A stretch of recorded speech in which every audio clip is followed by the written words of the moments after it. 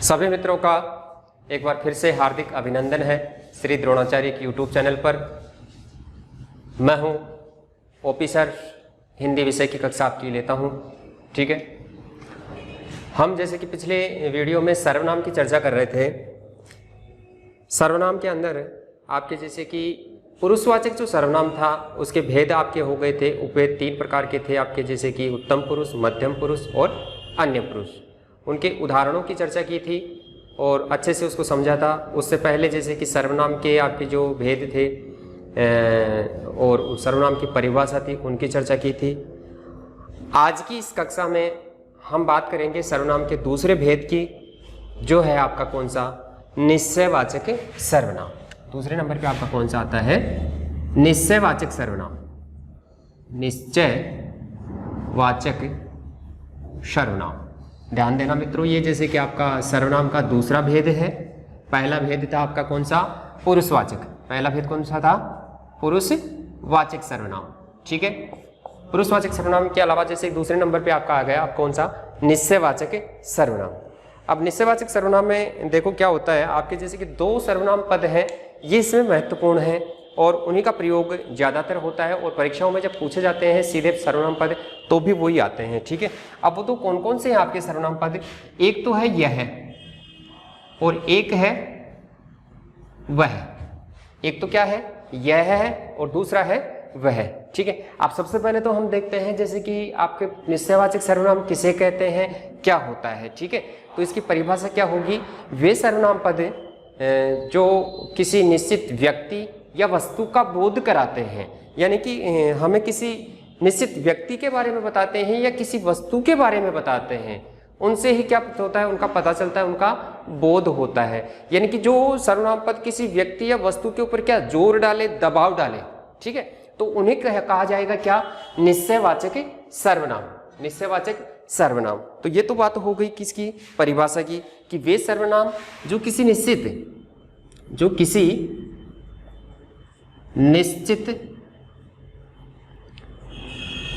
व्यक्ति या वस्तु, निश्चित व्यक्ति या वस्तु का बोध कराते हैं। ठीक है, उन्हें क्या कहा जाता है, निश्चयवाचक सर्वनाम कहा जाता है। ठीक है, निश्चित व्यक्ति या वस्तु का क्या कराते हैं, बोध कराते हैं। ठीक है, अब जैसे कि इसके अंदर मैंने आपको 2 सर्वनाम बताए, एक तो यह है और एक वह है। ध्यान देना, ये दोनों जैसे कि इसके क्या है, एक वचन वाले रूप है। ये दोनों क्या है, इसके एक वचन वाले रूप है। अब जैसे कि बहुवचन में होगा तो बहुवचन में जैसे कि आपकी यह के स्थान पर क्या प्रयुक्त हो जाएगा, ये प्रयुक्त हो जाएगा, और वह के स्थान पर प्रयुक्त कौन सा हो जाएगा, वे हो जाएगा। अब ध्यान देना, जैसे कि आपका परीक्षाओं में जो प्रश्न पूछा जाता है वो एक अलग प्रकार से पूछा जाता है। सीधा सर्वनाम पदों की बात कर रहा हूं मैं, तो उसके अंदर जैसे कि जो पूछा जाता है आपसे, वो क्या पूछा जाता है कि निश्चयवाचक सर्वनाम में यह का प्रयोग क्यों होता है। ठीक है, तो ध्यान देना, यह का प्रयोग जो होता है, यह या फिर ये, ठीक है, ये आपका एक वचन है, ये आपका बहुवचन है। इसका जो प्रयोग होता है ये निकट के लिए होता है। किसके लिए होता है, निकट के लिए होता है, निकट के लिए होता है। ठीक है, और दूसरे नंबर पे आपका आता है कौन सा, वह या फिर वे, वह या फिर वे। इसका जो प्रयोग होता है ये होता है दूर के लिए। ठीक है, कई बार ये प्रश्न पूछे गए हैं आपके परीक्षाओं के अंदर कि निश्चयवाचक सर्वनाम में यह का प्रयोग किसके लिए होता है। ठीक है, तो उत्तर रूप में आपको क्या बताना है, निकट के लिए। निकट से तात्पर्य क्या है कि निकट स्थित व्यक्ति या वस्तु, जब कोई व्यक्ति या वस्तु बिल्कुल पास में हो, ठीक है, तो उस व्यक्ति या वस्तु का जो नाम है उस नाम के स्थान पर सर्वनाम पद का प्रयोग किया जाएगा, या तो यह है या फिर ये। एक वचन में है तो यह का प्रयोग किया जाएगा और बहुवचन में है तो ये का प्रयोग किया जाएगा। ठीक है, अब दूसरे नंबर पे आता है आपका कि निश्चयवाचक सर्वनाम में दूर के लिए किन सर्वनाम पदों का प्रयोग होता है, तो वह हो गया आपके पास कौन सा, वह या फिर वे। वह एक वचन के लिए आएगा और वे बहुवचन के लिए आएगा। ठीक है, इसके अलावा जैसे कि सीधा सीधा यहाँ से वो सर्वनाम पद डालकर भी आपसे पूछ सकता है कि यह का प्रयोग क्यों होता है, निकट के लिए, वह का प्रयोग क्यों होता है, दूर के लिए। ठीक है, तो ये तो बात किसकी हो गई, निश्चयवाचक सर्वनाम की परिभाषा की बात हो गई कि निश्चयवाचक सर्वनाम क्या होता है। जो वे सर्वनाम, ज्यादा कोई दिक्कत परेशानी वाली बात नहीं है, बिल्कुल सीधा सा है कि वे सर्वनाम पद जो किसी निश्चित व्यक्ति या वस्तु का बोध कराते हैं। ठीक है, अब यहाँ पे ध्यान दो, जैसे कि व्यक्ति और वस्तु आ गया तो यह और वह, यह और वह आपके जैसे कि प्राणीवाचक, प्राणीवाचक और अप्राणीवाचक दोनों के लिए प्रयुक्त होते हैं। प्राणीवाचक और अप्राणीवाचक इन दोनों के लिए इनका प्रयोग होता है, यानी कि सजीव संज्ञा हो या फिर निर्जीव संज्ञा हो, दोनों में ही इसका प्रयोग होता है। ठीक है, अब जैसे कि इसके उदाहरणों की हम बात करते हैं। हाँ, तो देखो जैसे कि सर्वनाम निश्चयवाचक सर्वनाम है, उसके उदाहरणों की बात कर रहे हैं हम। ठीक है, तो यहाँ पे जैसे कि मैंने कुछ एक उदाहरण लिए हैं, इन उदाहरणों में देखो आप सबसे पहला उदाहरण देखो। ठीक है, यह मोहन की पुस्तक है, यह मोहन की पुस्तक है। ठीक है, अब इसमें जैसे कि बोध किसका हो रहा है, पुस्तक का हो रहा है। ठीक है, कि पुस्तक किसकी है, मोहन की है, तो यह जो शब्द है ना, ये हो गया आपका कौन सा, निश्चयवाचक सर्वनाम हो गया, यह मोहन की पुस्तक है। अब इसमें जैसे कि आपका थोड़ा सा के एक चीज है वो गड़बड़ हो जाती है।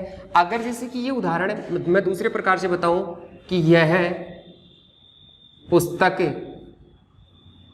यह पुस्तक मोहन की है। अब इसमें ध्यान देना जैसे कि आपके शब्दों का शब्द तो वही है कि यह मोहन की पुस्तक है और यह पुस्तक मोहन की है। ठीक है, अब इसमें मैंने केवल पदक्रम बदला है। पदक्रम से तात्पर्य क्या, शब्दों को आगे पीछे किया है, शब्द वही है और शब्दों को आगे पीछे किया है। लेकिन यहाँ पे ध्यान देना आप, यह जो शब्द यहाँ पे आ रहा है ना, यह आपका निश्चयवाचक सर्वनाम नहीं है, ये निश्चयवाचक सर्वनाम नहीं है, यह आपका है सांकेतिक या फिर सार्वनामिक, सार्वनामिक विशेषण है। ये क्या है आपका, सार्वनामिक विशेषण है। और यहां पे क्या है, ये आपका निश्चयवाचक सर्वनाम है, निश्चयवाचक सर्वनाम है। ठीक है, अब दोनों में अंतर क्या होता है कि आप सबसे पहले तो ये देखो जो सर्वनाम पद आ रहा है वो किसके लिए प्रयुक्त हो रहा है। ठीक है, किस संज्ञा के लिए वो आ रहा है। अगर जैसे कि वो सर्वनाम पद ठीक अपनी संज्ञा से पहले आ जाता है, जिसके लिए वो प्रयुक्त हो रहा है, वो संज्ञा उस सर्वनाम की ठीक बाद में आ जाती है, तो वहां पे वो सर्वनाम विशेषण का रूप ले लेता है। किसका रूप ले लेता है, विशेषण का रूप ले लेता है। इस कारण जैसे कि ये क्या बन जाता है, आपका सार्वनामिक विशेषण बन जाता है। ठीक है, तो यहाँ पे ध्यान दो जैसे कि यह शब्द जो है पुस्तक के लिए प्रयुक्त हो रहा है, लेकिन दोनों के में क्या है, अंतर है, बीच में दूसरे शब्द आ रहे हैं। लेकिन यहाँ पर यह शब्द पुस्तक से ठीक पहले आ गया, पुस्तक से ठीक पहले आ गया।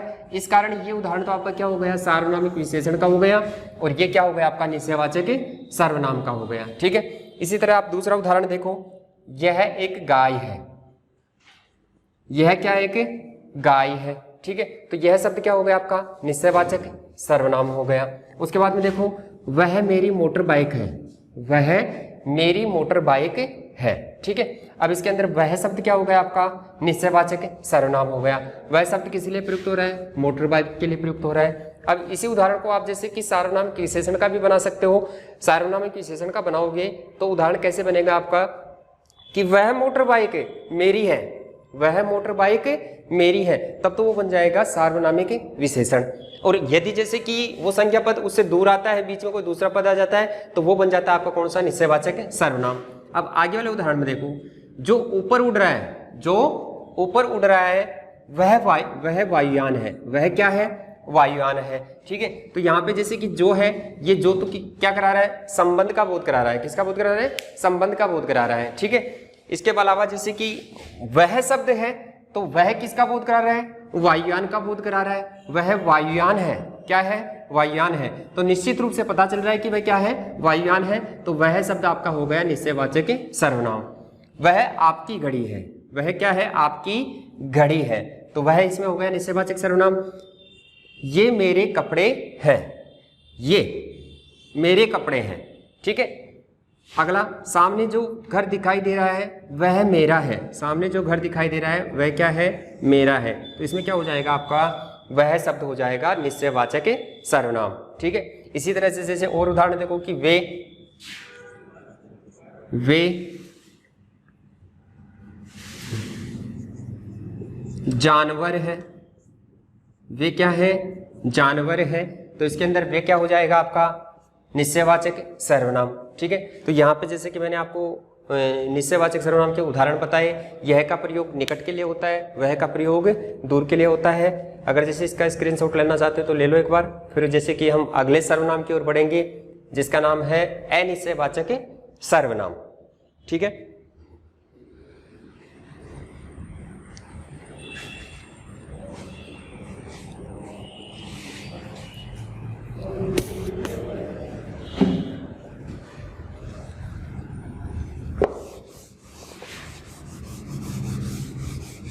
अब चलेंगे अपन सर्वनाम के तीसरे भेद की ओर, जो है आपका क्या, अनिश्चयवाचक सर्वनाम।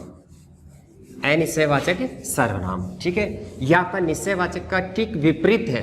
निश्चयवाचक का ठीक क्या है, विपरीत है। विपरीत इसलिए है क्योंकि निश्चयवाचक निश्चित रूप से बोध कराता है, अनिश्चयवाचक बोध नहीं करवाता है, निश्चित रूप से बोध नहीं करवाता है कि क्या है। ठीक है, देखो अब यहाँ पे जैसे कि हम बिंदु डालते हैं, सर्वनाम का आपका तीसरा भेद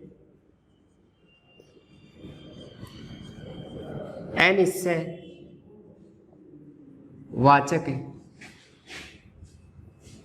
सर्वनाम। अनिश्चयवाचक सर्वनाम, ठीक है।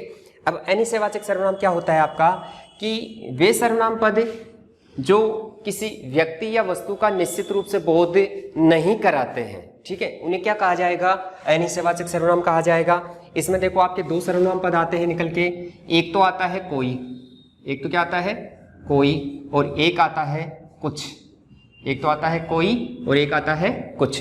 ध्यान देना मित्रों, जैसे कि कोई और कुछ, ये जो दोनों सर्वनाम पद है, इनका रूप एक वचन और बहुवचन दोनों में एक समान रहता है। ठीक है, आप चाहे एक वचन संज्ञा के लिए काम में लो, चाहे बहुवचन संज्ञा के लिए काम में लो, इन दोनों का रूप हमेशा क्या रहेगा, एक ही रहेगा। ठीक है, इसके अलावा जो विशेष बात है वो ये है कि आपके जैसे कि कोई का प्रयोग, किसका प्रयोग, कोई का प्रयोग जो होता है ये प्राणीवाचक, ये प्राणीवाचक, जिसे आप क्या कह सकते हो, सजीव संज्ञा कह सकते हो, सजीव संज्ञा के लिए प्रयुक्त होता है। ठीक है, इसके अलावा कुछ का प्रयोग जो होता है, कुछ का प्रयोग जो होता है ये आपका अप्राणीवाचक,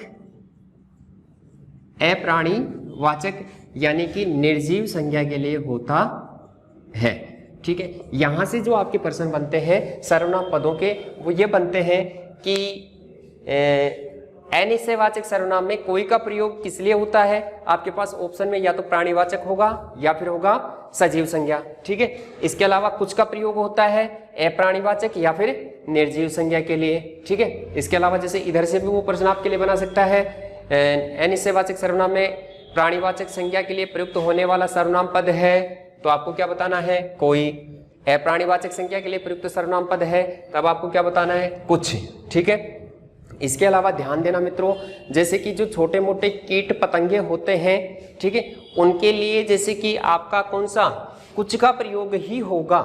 किसका प्रयोग होगा, कुछ का प्रयोग ही हुआ। हालांकि वो होते तो सजीव है, प्राणीवाचक है, लेकिन छोटे मोटे कीड़े वो कोड़े होते हैं। ठीक है, तो उनके लिए क्या प्रयोग होगा, कुछ का प्रयोग होगा। जैसे मैं एक उदाहरण दूं आपको, चाय में कुछ गिर गया है, चाय में कुछ गिर गया है।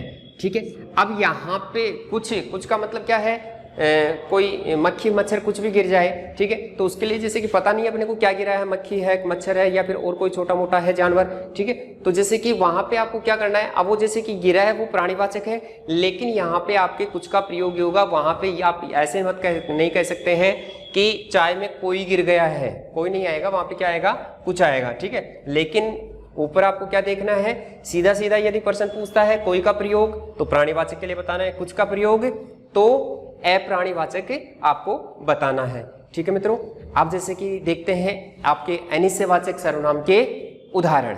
ठीक है मित्रों, तो देखो जैसे कि हम देखते हैं अनिश्चयवाचक सर्वनाम के उदाहरण। ठीक है, इनमें देखो जैसे कि मोहन कुछ खा रहा है, सबसे पहला उदाहरण आपके सामने, मोहन कुछ खा रहा है। ठीक है, अब इस उदाहरण के अंदर जैसे कि आपके कुछ जो शब्द आया है, ये निश्चित रूप से बोध नहीं करवा रहा है कि मोहन क्या खा रहा है, ठीक है। अगर पता होता यहाँ पे आता है कि मोहन आम खा रहा है, मोहन खाना खा रहा है, तब तो जैसे पता होता, लेकिन यहाँ पे आया है कि मोहन कुछ खा रहा है। अब क्या खा रहा है इस बात का पता नहीं चल रहा है। एक थोड़ी सी विशेष बात जो है वो ये है कि यदि जैसे कि इस कुछ सर्वनाम शब्द के साथ में कोई संज्ञा पद और जुड़ जाता तो फिर वो आपका सार्वनामिक विशेषण बन जाता। जैसे कि मोहन कुछ फल खा रहा है या मोहन कुछ मिठाई खा रहा है, ठीक है। तो यहाँ पे जैसे कि अगर इसके साथ कोई संज्ञा पद जुड़ जाता तो वो बन जाता आपका क्या, सार्वनामिक विशेषण। लेकिन कोई संज्ञा पद नहीं है, इस कारण यहाँ पे ये क्या हो गया, कुछ आपका अनिश्चयवाचक सर्वनाम, ठीक है। किसी ने कहा था, अब किसने कहा था नहीं पता, ठीक है। अब कहने वाला कौन है उसका पता नहीं है, तो ये किसी क्या हो गया आपका अनिश्चयवाचक सर्वनाम हो गया। कोई रो रहा है, कोई रो रहा है, ठीक है। कौन रो रहा है नहीं पता है, इस कारण ये क्या हो गया आपका अनिश्चयवाचक सर्वनाम। अब जैसे कोई औरत रो रही है या कोई बच्चा रो रहा है, तब वो आपका क्या बन जाता, सार्वनामिक विशेषण बन जाता, ठीक है। छत पर कोई खड़ा है, छत पर क्या है, कोई खड़ा है, कौन खड़ा है नहीं पता है, ठीक है। इस कारण ये क्या हो गया आपका अनिश्चयवाचक सर्वनाम। तुम्हारे लिए किसी का फोन है, भाई जब फोन बज रहा है तो जैसे कि सामने वाला आपको आकर कहता है कि तुम्हारे लिए किसी का फोन है। अब फोन किसका है नहीं पता है, ठीक है, लेकिन किसी का, किसी न किसी का तो है लेकिन पता नहीं है, इस कारण ये क्या हो गया आपका अनिश्चयवाचक सर्वनाम। कोई कमेंट लिख रहा है, कोई कमेंट लिख रहा है, ठीक है। तो यहाँ पे कोई शब्द आ गया तो कोई क्या हो गया आपका अनिश्चयवाचक। अब कोई कमेंट में कुछ लिख रहा है, अगर ऐसा होता तो भी आपका क्या होता अनिश्चयवाचक। कुछ लिख रहा है, कुछ का मतलब पता नहीं है क्या लिख रहा है लेकिन कुछ लिख रहा है, ठीक है। ऐसे आपका हो गया किसी ने पसंद किया था। अब किसने पसंद किया था नहीं पता है, ठीक है। तो आपका जो अनिश्चयवाचक सर्वनाम है इसके अंदर निश्चित रूप से बोध नहीं होता है किसी व्यक्ति या वस्तु का, ठीक है। और इसके अलावा जो निश्चयवाचक था उसमें निश्चित रूप से बोध होता है, ठीक है। कोई कुछ, इसमें जैसे कि आपके 3 सर्वनाम पद हैं जिनका प्रयोग अधिकांशतः होता है। एक तो आता है कोई, एक आता है कुछ और एक आता है किसी, ठीक है। अब इसमें ध्यान देना जैसे कि ये दोनों तो क्या है आपके मानक है, यह आपका मानक नहीं है, लेकिन किसी भी के द्वारा भी क्या होता है निश्चित रूप से बोध नहीं होता है, ठीक है। तो अब जैसे कि आपकी यहाँ पे मैंने 2 सर्वनाम बताए, निश्चयवाचक और अनिश्चयवाचक, तो निश्चित रूप से आपके समझ में आए होंगे और आपकी जैसे कि इन दोनों सर्वनामों से संबंधित जो समस्याएं थी उनका निराकरण हुआ होगा। अगर फिर भी जैसे किसी विद्यार्थी के, प्यारे मित्र के कोई समस्या है तो कमेंट्स में ज़रूर बताएं, ठीक है। उनका जैसे कि निराकरण करवाया जाता है और जो नए विद्यार्थी जुड़े हैं उनका तहे दिल से स्वागत है और आप भी जैसे कि जुड़े रहें, आपको निश्चित रूप से सफलता की प्राप्ति होगी। अब मिलते हैं अगले वीडियो में, तब तक के लिए जय हिंद, जय भारत, जय हिंद।